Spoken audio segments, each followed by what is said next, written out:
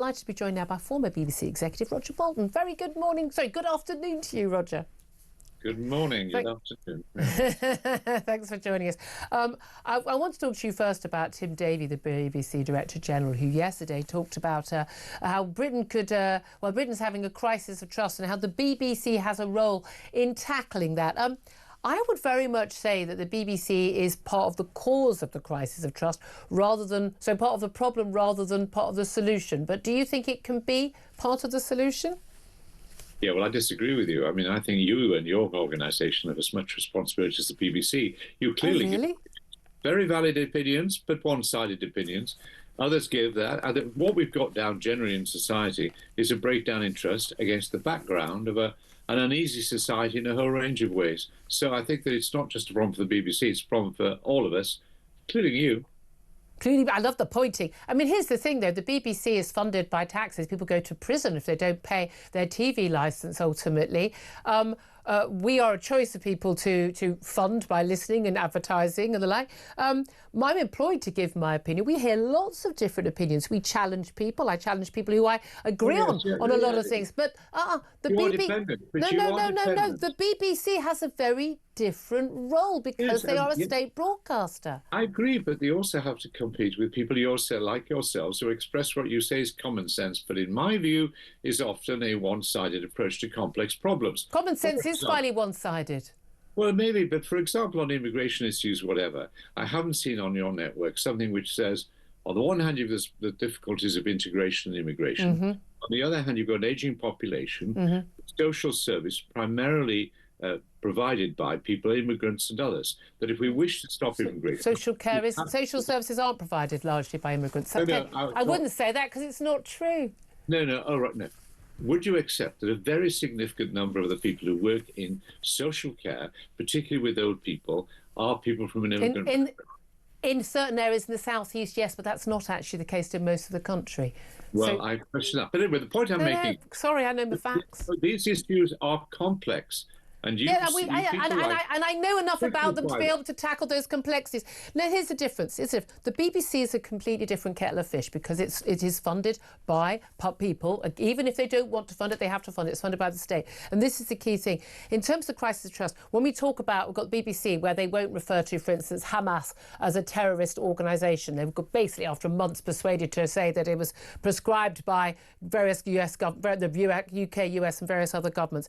When they have given, I would say, incredibly one-sided broadcasting on, let's face it, Brexit. I would say on issues like immigration and crime, where they actually failed to cover a lot of the legitimate concerns, climate change, trans issues. I think they've actually failed. Even Women's Hour failed to tackle the issue of trans women stepping on women's rights for many, many years. How can you possibly say that they are part of the solution when they've been part of the problem? Oh, you finally asked me a question. Thank you. Roger, don't do this every time. It's so boring for our listeners. Boring for me, having to listen to you, and I would like to answer some of your I asked you a question. First time, second time and third time. BBC has a responsibility to represent a wide range of views, and you tend to pick on things that you disagree with. I could go on and on about the bravery of BBC reporters around the world, in China, in Russia. Did a great job. Yeah. Right. Also, in the Middle East, Jeremy Bowen, a whole range of other people. I could disagree with you on that. All right, you might have thought, but I could point to all of those things. The point is, if you look at it in the round and you look at the World Service, you have an organisation that broadly you can trust and one which is doing it best and makes mistakes which it sometimes doesn't add up to admit sufficiently. But compared to almost any other organisation in the world, it is the most trusted news organisation. It is, and I'm saying I don't think it should be anymore. I used to be, and I want it to go.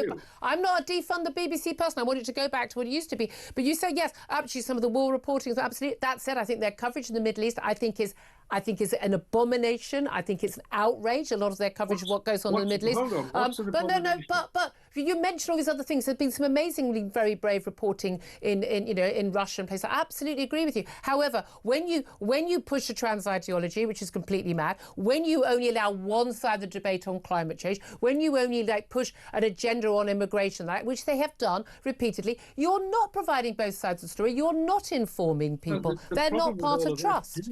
Julia, just made a series of contentious statements. They're not contentious to anyone who knows their facts. Not somebody who comes from your position, but for others another position would say the opposite. Let's break it. If you've got time, but they wouldn't be based on fact when they said that. It will. If you people are banned from the BBC because they don't agree with climate change as the biggest disaster facing the world. That's not true. That's not true. Hold on. Yes, they are. Well, can I reply? In terms of climate science, largely, you will find it very difficult to find a serious climate scientist in the world. No, that's not true. You say so many things that are factually, provably untrue, Roger. Let me finish. Who will not say there's a significant element of man-made contribution to climate change. You'll find thousands of serious scientists who've won Nobel Prizes even who will say that. But they're not on the BBC. Yes, okay, Roger. Okay, well, I'd like to have a sensible, calm conversation. We are, but we have to base it on facts. Yeah, well, I'm trying to, and I don't think... you're just saying things that you think. I'm basing them on facts. No, you're just stating that the BBC's... I mean, like it has a trans agenda. It doesn't have a trans agenda. They talk about trans all the time. Even when there's a women's issue, they have a trans woman talking about it half the time. Hold on. They have a programme called Woman's Hour, which I'm sure you listen to, for example. I've never once. I've appeared on it and against better judgment. Well, therefore you haven't listened to, so you shouldn't be making comments about it. Well, no, but I know what they cover because I look at it. Julia, what I'm getting is continued prejudice from you and a refusal to look at the facts calmly and to accept that in a divided country, when there are lots of debates going on, the BBC's job is to represent all points of view, not They don't. My point is, I'd love it if they did that. They don't do it. They never have done it. They never will do it. We didn't even get to Gary Lineker. Roger Bolton, thank you for joining. I do appreciate that, of you joining us. But again, I'm always amazed. People say, oh, you this, that. No, I mean, I don't have any opinions that I don't believe are based on fact. Someone can produce different facts. I'm happy to change my opinion. But Philip Ingram, in terms of Gary Lineker, I mean, he's done this interview with the Telegraph since saying, people saying, well, he says, if you're silent on Gaza, you're complicit. But people pointing out, well, he was silent on the massacre on October the 7th. He was silent on Ukraine. So he's complicit, isn't he? Yeah. Well, yes, Roger's made one flaw there. BBC influences more than it informs, like all mainstream media. Yeah, absolutely. And again, I wasn't even a defunder. Ian Collins is here. We're busy promoting our lies. I love you having a row. You know, when I was a little kid and I used to watch you on TV, Julia, I never thought I'd be there in the studio watching it actually happen. Here we go. It's one of those days, isn't it? My mum used to wake me up. Julia's on the telly again.